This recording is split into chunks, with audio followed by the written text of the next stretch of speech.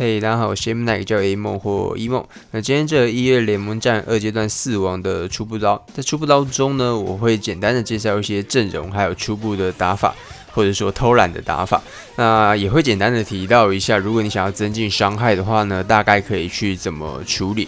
这个月因为我身体状况的关系，所以可能没有办法很理想的去推出手动轴啊，而且还是会以这个初步刀为主。所以我在初步刀的部分呢，特别再多提一下，如果想要增进伤害的话，大概可以去怎样子做手动轴这样。好，那首先呢是画面上面的这一队哦，就是法队啦。那法队的话呢，因为这一个狼啊，4王这个狼，它的伤害是真的蛮高的，它的2技也就是它的普攻啦，打下来的伤害是蛮高。那如果用安去坦的话，或者是说伊利啊、中二啊等等的角色去坦，都扛不太住，还是抓2下就死了，所以你会要放一个坦克。那虽然说是坦克，但也不是真正意义上的坦克。有3只角色可以选择，就是酒鬼，然后6星的可可罗，然后还有茜里。这3只角色都是 OK 的，都可以在这个4王做坦克的位置。那酒鬼呢，它的优势在于说它会去补 TP， 所以你后面的角色呢，有可能可以多开1次2次的 UB。如果要写手动轴的话，我会觉得酒鬼的阵容写手动轴可能是比较有潜力的，就是你可以让比较关键的角色 UB 比较痛的角色呢，多开1-2发的 UB 的话呢，那你就可以让整体的伤害提升的比较多，可能可以多个10万、20万这样子。那这个画面上面这一刀呢，那我初步的按法是酒鬼不开，然后后面有就开，就是这样子，非常的简单。那期望的伤害大概会落在490到500上下，然后大概会落在这一个区间啦。那我前面呢有提到，就前2集有提到说这一只王它是可以出第2刀法刀的。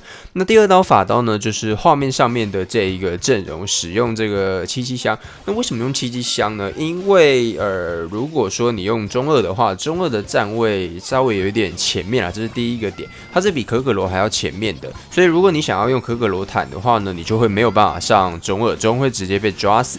那第2个点在于说呢，这个专武之后，就77箱有了专武之后，其实77箱整体来说，就打90秒的伤害是会略比中2高一点点啦。所以说呢，我这边才会说去放77箱。那当然呢，你要放酒鬼加中2，然后后面呢一样放这3只是 OK 的，就是狮子花，然后那个永黑。然后这个泳装针布，这样子也是 OK 啊，这样也是可以运作的。那总之呢，前面的那一个坦克的位置呢，就是可可罗，然后茜里，然后酒鬼，这3只你选1只啊，3只你选1只。然后后面的角色呢，就是法医队呢，就是用静华加这个永黑，然后加四四花。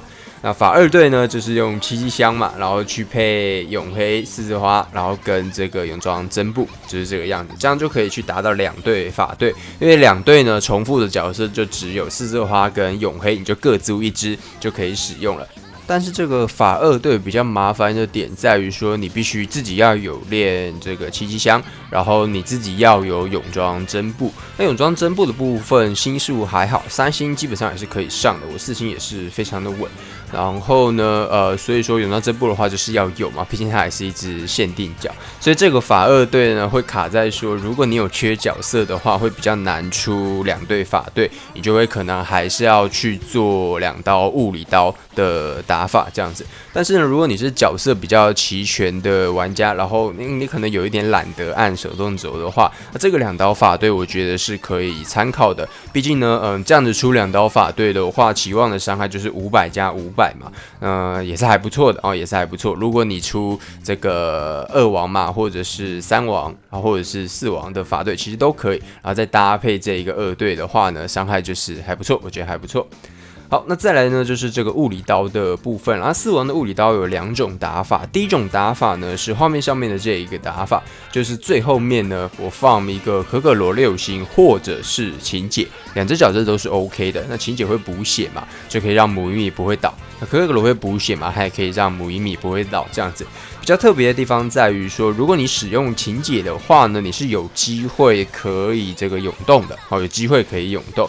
那我有稍微写一个初步的轴，那我把轴放在这个影片的资讯栏的地方，我放在资讯栏的地方。那这个涌动的这一个轴呢，是我看日版的一个影片使用的，但是那部影片是5星的琴解，我自己是3星的嘛，所以再加上说台版的练度跟当初日版是不一样，所以很多地方搭不太起来，所以我就有自己写一个涌动的轴。那个涌动轴的点在于说，它有可能没有涌动，就是要看琴姐有一次的单补会补谁。就是琴姐那一次的单补，前面3只的它都是有可能会补的，要看前面3只暴击的状况。如果母银米暴击比较少，它有补母银米的话呢，那就会比较高这样子。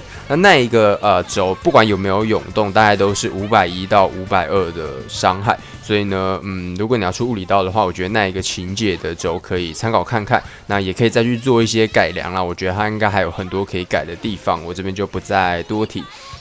那画面上面的这一个呢，就是全 auto 啦，全 auto 偷懒啦。然后呢，它也是算蛮舒服的，然后意外也比较少。它唯一会有的意外就是说，你的母银米是有可能会倒的。你如果说母银米完全没有暴击，超级衰的话，它母银米是有可能会倒的，所以这个是需要注意的。那琴姐的那一刀也是一样的状况啦，就是母银米是有可能会倒，要看你暴击的状况。那这个物理刀呢，如果用母银米坦的话，就大概都是这样，会稍微有一点点吃运气。还有另外一个打法就是用黑棋啦。如果放黑棋的话，应该就没有什么好说吧。反正黑棋坦就没有什么任何的问题，你后面想要放什么就随便你放。然后大概也是打400多万这样。所以如果你想要极致的偷懒呢，就放黑棋，大家可以打400多。那如果呢不想要这么偷懒，想要还是稍微打高一点的话呢，你就用画面上面的这一对，或者是资讯栏那个琴姐的那一刀，都是可以有机会可以打到500万的这样子。好，那以上呢就是这个4王的2阶段初步的打法啦。那这一个月2阶段可能不会有手动刀啦。那我写那个初步的手动轴就放在资讯栏给大家做一个参考，这样子。好，那今天影片就到这边，谢谢各位。